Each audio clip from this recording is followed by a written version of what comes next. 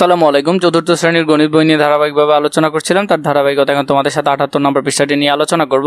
তোমরা আমাদের চ্যানেলের ভিডিওগুলো অনেক বেশি দেখো, তার জন্য অসংখ্য ধন্যবাদ। আমরা এখানে যে অঙ্কগুলো আছে এগুলো ধারাবাহিকভাবে সমাধানগুলো দেখব। 6 নম্বরে যদি দেখো, গিয়াস সাহেবের 5500 টাকা ছিল, সেখান থেকে তিনি 1500 টাকা নিজের জন্য রেখে বাকি টাকা দুই সন্তানকে সমানভাবে ভাগ করে দিলেন। তাহলে তার কাছে মোট ছিল এত টাকা, তিনি দুইজনকে ভাগ করে দিলেন এত টাকা। প্রত্যেক সন্তানকে তাদের মা আরও 1800 টাকা করে দিলে তাদের প্রত্যেকে কত টাকা হবে? আমরা যদি সমস্যাটা সমাধান করি, গাণিতিক বাক্যটি সমাধান করতে পারি আমরা। এখন তার কাছে মোট ছিল 5500 টাকা। কত টাকা? 5500। সেখান থেকে সে নিজের জন্য 1500 টাকা রেখে দিল নিজের জন্য, তাই এটা বিয়োগ করতে হবে। এবং এ টাকা ওর দুই ছেলেকে ভাগ করে দিল বা দুই সন্তানকে ভাগ করে দিল। পরবর্তীতে তাদের মা কি করলো? তাদেরকে আরও 1800 টাকা এক্সট্রা দিল। তাহলে এটাই আমাদের নিয়ম ছিল। তাহলে আমরা যদি এখান থেকে বিয়োগ করি, তাহলে বিয়োগ করলে আমাদের আসবে কত টাকা? 4000 টাকা। 5500 টাকা থেকে যদি 1500 টাকা বিয়োগ করি, 4000 টাকা। এটাকে আমাদের দুইজনের মধ্যে ভাগ করে দিতে হবে। তাদেরকে আরও এক্সট্রা দিল 1800 টাকা। 4000 ভাগ 2, 4000কে 2 দিয়ে ভাগ করলে কত হবে? 2000 টাকা হবে। কত টাকা? 2000 টাকা। এরপরে যোগ কত টাকা? 1800 টাকা। যোগ 1800 টাকা। তো 2000 আর এদিকে 1800 টাকা যোগ করলে কত হবে? 3800 টাকা। তাহলে 3800 টাকা। প্রত্যেকে 3800 টাকা করে পাবে বা তাদের 3800 টাকা করে হবে। 7 নাম্বার, ঘূর্ণিঝড়ে ক্ষতিগ্রস্ত পরিবারকে সাহায্য করার জন্য 185টি পরিবারের নিকট থেকে 250 টাকা করে তোলা হলো। 185টা পরিবার থেকে 250 টাকা করে তোলা হলো এবং 10,000 টাকা সরকারি অনুদান পাওয়া গেল। মানে সরকারের তরফ থেকে অনুদান আসলো 10,000 টাকা। মোট টাকা 30টি পরিবারের মধ্যে সমানভাবে ভাগ করে দিলে প্রত্যেক পরিবার কত টাকা করে পাবে? সমস্যাটির গাণিতিক বাক্য আমরা সমাধান করব। প্রথমে দেখো, আমাদের এখানে পরিবার ছিল 185টা, এরপরে ওরা 250 টাকা করে দিল।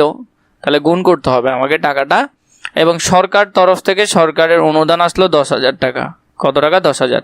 সেগুলো 30টা পরিবারের মধ্যে ভাগ করে দেওয়া হলো।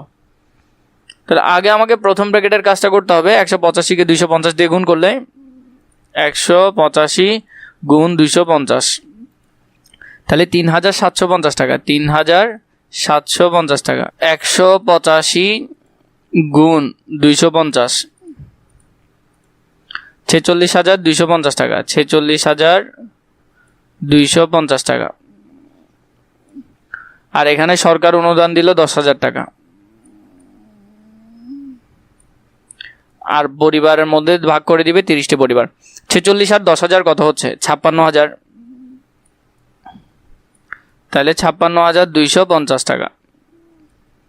কয়জনকে ভাগ করে দিবে? 30 জনকে। তো আমরা যদি দেখি, এটার সাথে সরকারি অনুদানটা যোগ করলাম 10,000 টাকা, তাহলে 56,250 টাকা ভাগ করে দিবে 30টি পরিবারের মধ্যে। তাহলে 1875 টাকা করে পড়বে। 1875 টাকা করে এক পরিবারে পড়তেছে। প্রত্যেকে 1875 টাকা করে পাবে। 875 টাকা করে পাবে। 3 নাম্বারের মধ্যে হলো 36 বিয়োগ 18 ভাগ 3 যোগ 6। এটাকে আমরা একটা গল্পের মধ্যে নিয়ে যাব। একটা গল্প লিখবো সুন্দর করে এখানের জন্য। গল্প দেখো, এখানে গল্পটা কিভাবে লিখবে। লাবিবের কাছে 36টি আম ছিল, সেখান থেকে 18টি আম নিজের জন্য রেখে বাকি আমগুলো 3 বন্ধুর মাঝে সমানভাবে ভাগ করে দিলেন। পরবর্তীতে তার বোন প্রত্যেককে আরও 6টি করে আম দিল। তাহলে প্রত্যেক বন্ধুর মোট কয়টি করে আম পেল? তাহলে এখানে তাদের বন্ধুরা প্রত্যেকে মোট কয়টা করে আম পেল? পরবর্তীতে তার বোন প্রত্যেককে আরও 6টি করে, কয়টি করে? 6টি করে আম দিল। তাহলে প্রত্যেক বন্ধু মোট কতটি করে আম পেল? তাদের বন্ধুরা মোট কতটা করে আম পেল? তাহলে সুন্দর করে গল্পটা এই বক্সে লিখবে। 4 নাম্বার, খালি ঘরে সংখ্যা বসিয়ে গাণিতিক বাক্য তৈরি করে গল্প লিখি। খালি ঘরে সংখ্যা বসিয়ে গাণিতিক বাক্য তৈরি করে আমরা কি করব? সংখ্যাটা লিখব। তো এখানের মধ্যে এই যে বক্সটা আছে, এটার মধ্যে আমরা আগে একটা নিজের মতো সংখ্যা বসাবো। তাহলে 8200 বিয়োগ 800 গুণ 4 ভাগ 2, এটা আমরা করব। প্রসেসটা করার আগে আমরা আগে গল্পটা লিখি। গল্প, 2টি হাঁস ও 4টি মুরগি। এখানে মুরগি হবে, এখানে মুরগিটা লিখে দিবে। মূল্য একত্রে 8200 টাকা। তাহলে তাদের দুটোটার মূল্য একসাথে 8200 টাকা। একটি মুরগির মূল্য 800 টাকা, একটা মুরগির মূল্য হলো 800 টাকা হলে একটা হাঁসের দাম কত? তাহলে একটা হাঁসের দাম বের করতে হবে আমাদেরকে, একটা হাঁসের দাম কত। এই যে গল্পটা আছে এটা তোমরা এখানে লিখবে, আগে আমরা দামটা বের করি। যেমন ধরো 800 টাকা হলো তোমার মুরগির দাম, তাহলে মুরগি ছিল কয়টা? 4টা, তাহলে 3200 টাকা। মোট টাকা ছিল তোমার কাছে 8200 টাকা ছিল দোনোটার দাম, তাহলে হলো 5000 টাকা। আমার কাছে হাঁস ছিল 2টা, তাহলে 2 দিয়ে ভাগ করলাম, তাহলে একটার দাম 2500 টাকা, তাহলে এখানে কত হবে? 2500 টাকা। তো এভাবে করে তোমরা প্রতিটা পৃষ্ঠার সমাধান ধারাবাহিকভাবে করতে পারবে। আশা করছি এগুলো তোমাদের খুবই উপকারে আসবে। যদি আরও বেশি ভিডিও প্রয়োজন হয় নিশ্চয়ই কমেন্ট করে জানাবে।